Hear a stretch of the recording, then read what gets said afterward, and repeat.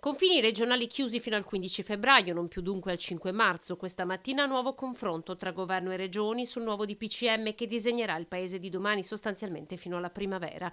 Un confronto chiuso con la promessa di rivedere i dati di settimana in settimana. L'idea delle regioni è quella comunque che ci sia modo anche di fare dei tagliandi strada facendo, perché non è che possiamo pensare che una regione finisca in zona arancione e ci resti ad libitum. Nei prossimi giorni invece nuovo incontro con la conferenza delle regioni su modalità e tempistiche della vaccinazione anti-Covid. 40.000 a settimana sono i vaccini Pfizer destinati al Veneto per medici e RSA. Molto più esigua invece la fornitura Moderna che sarà destinata agli ultraottantenni, ma la vera novità è l'approvazione attesa di AstraZeneca. C'è un dato importante che il 29 di gennaio ci sarà la valutazione EMA per AstraZeneca.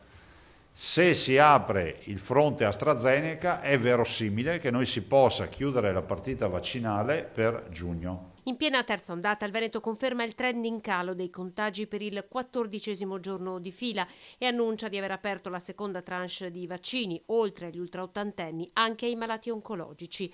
Per gli anziani, 350.000 in Veneto, si parte dalla classe 1941, poi a scendere. Molti saranno raggiunti dall'assistenza domiciliare. A scendere gli arriverà la lettera a casa con il giorno e il luogo dove andare. Obiettivo: creare una prima mini immunità di gregge. Sulla crisi di governo oggi il presidente Zaia ha ribadito la stabilità e solidità della regione come interlocutore del governo, auspicando però che non si debba tornare ad elezioni. Io ho sempre dichiarato che le elezioni sono sanificatorie, ma in questo momento qua immagino che se ci fossero sarebbe uno scenario veramente problematico, sia da un punto di vista di regole di sanità pubblica che per un paese che entrerebbe in un tunnel che durerebbe quanto? Un paio di mesi almeno prima di poter avere una nuova classe dirigente.